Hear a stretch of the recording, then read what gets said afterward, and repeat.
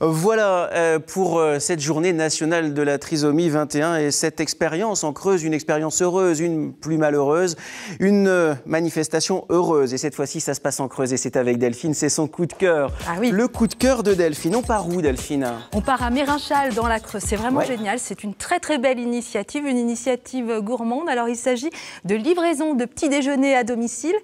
Ça, c'est génial. Mais oui. Vous aidez une association, vous ne faites rien, on vous amène votre petit-déj. Moi, je trouve ça super. Dimanche, de 8h à 10h. Et ça se passe dans plusieurs communes de la Corrèze. Combien de la de Creuse, petits déjeuners?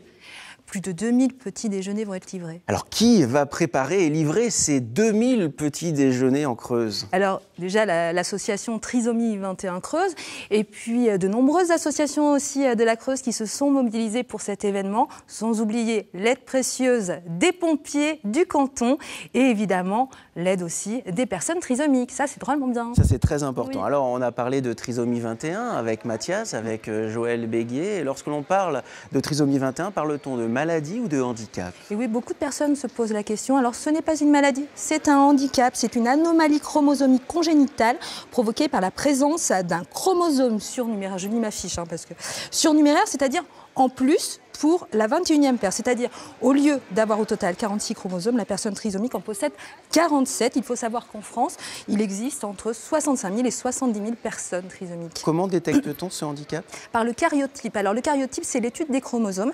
C'est un prélèvement sanguin ou alors un prélèvement du liquide amniotique en prénatal.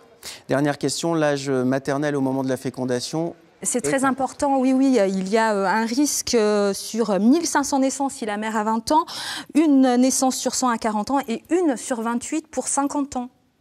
Voilà des informations importantes que vous retrouvez évidemment sur notre page Facebook, par exemple. C'est là où vous retrouvez toutes les informations de Limousin Matin. À tout à l'heure pour les mauvaises nouvelles de la météo.